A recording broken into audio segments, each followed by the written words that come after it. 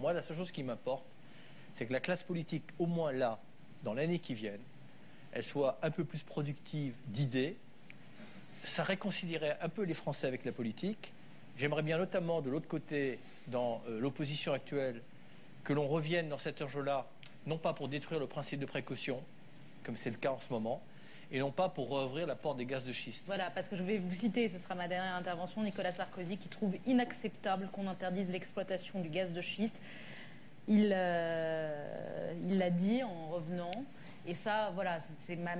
C'est la seule chose. C'est dommage, mais en même temps, c'est une petite musique qu'on entend de plus en plus quand on voit que le pétrole est à $60, quand on voit qu'on dit que les Américains et les États-Unis seront bientôt indépendants, et qu'on voit que Nicolas Sarkozy nous dit le sur gaz de 2 ans de distance, de recul nécessaire et parfois providentiel, si le seul réflexion et contribution qu'il apporte pour lutter contre le climat, je dis ça vraiment très aimablement, mais c'est dommage. C'est un gâchis d'intelligence. Voilà.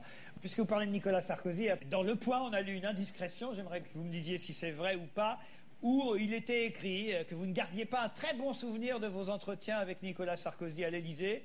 Je cite, c'est entre guillemets, 20 minutes pour dire du bien de lui, 20 minutes pour dire du mal des autres, et 20 minutes pour enfin parler de nos sujets. Vous préférez les échanges avec François Hollande. On a des séances de travail d'1 heure et demie. C'est vrai ou c'est faux? C'est vrai.